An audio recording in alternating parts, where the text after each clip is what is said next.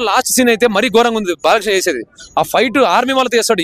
అసలు ఏ రకంగా బోయపాటి గారికి ఆ అఖండ 1 లో మనం ఒక షాట్ చూసాం శివుడిది, భూతనాథుడు ఒంట్లోకి వచ్చినప్పుడు.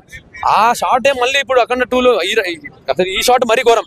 ఆర్మీ వాళ్ళతో త్రిశూలాన్ని తిప్పడం, గన్లు ఫైర్ అవ్వడం సూపర్. అసలు బోయపాటి బాలయ్య కాంబినేషన్ ఎవరు తీసుకురాలేరు, రాలేరు కూడా. అది వేరే రకంగా ఉంటది, అది ఇంకో రకంగా ఉంటది. సో ఇక్కడ మనం ఆలోచించాల్సింది కాంబినేషన్ ఆలోచించాలి. ఇప్పుడు బోయపాటి గారు రామ్ గారితో సినిమా ఫ్లాప్ అయింది, స్కంద వినయ విధరామ పోయింది. సో అక్కడ సెట్ అవ్వట్లేదు హీరో. బాలకృష్ణ కూడా ఈజీగా సెట్ అయిపోద్ది. ఇప్పుడు మీరు ఇల్లు ఒక జీబుని పైకి లేపుతా అంటే లేపగలుగుతారా? లేపరు. కానీ బోయపాటి బాలయ్య గారి సినిమాలు లేపుతారు ఖచ్చితంగా, కానీ అది సినిమా లాగే చూస్తారు. కానీ మీది మాత్రం అలా చూడరు. సో ఇక్కడ కాంబినేషన్ అనమాట. కాంబినేషన్ కుదిరితే ఆటోమేటిక్ గా సెట్ అయిపోద్ది. కానీ ట్రైలర్ బాగున్నప్పటికీ కొంతమంది ట్రోల్ చేస్తున్నారు. సో దానికి ఏం మామూలే, ఇప్పుడు పండున చెట్టుకి రాళ్ళు పడవా, ఇది అంతే.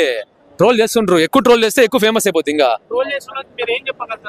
ఏం చేయలేరు, ట్రోల్ చేసినా ఏం చేయలేరు. చేసుకుంటే చేసుకోవచ్చు, ఇంకా మేలే కదా, ఫేమస్ అయిపోతారు కదా. ఇప్పుడు ఇవాళ మీరు ట్రోల్ చేస్తూ నవ్వినోడే రేపు పువ్వు అవుతాడు. ఆ పువ్వుని ఏం చేస్తారు? తల్లో పెట్టుకుంటారు. ఆడవాళ్ళు అయితే దేవుడి దగ్గరికి వెళ్ళి పూజిస్తారు. సో మీరు ఎంత ట్రోల్ చేస్తే అంత మేలే వాళ్ళకి. మీరు నవ్వినోడే రేపు పొద్దున పువ్వు అవుతాడు, వాడిని దేవుడి దగ్గర పెట్టి పూజిస్తారు, వాడికే వాల్యూ పెరుగుతుంది కదా. సో అది మీరు ట్రోల్ చేసిన ఫరక్ ఏం పడదు.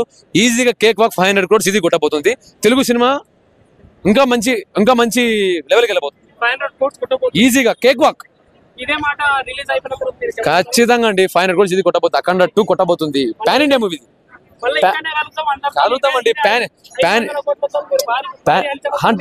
అంటే చెప్తున్నానండి, 500 crores అనేది కేక్ వాక్. అంటే నేనేం చెప్తున్నా అంటే ఈ సినిమా కాన్సెప్ట్ అందరికి అర్థమవుతుంది కాబట్టి 500 crores కేక్ వాక్ అంటున్నా. అంటే నేనేదో ఛాలెంజ్ చేసి ఏదో మిమ్మల్ని పొడి చేస్తాను కాదు, 500 crores ఇది కొట్టబోతుంది.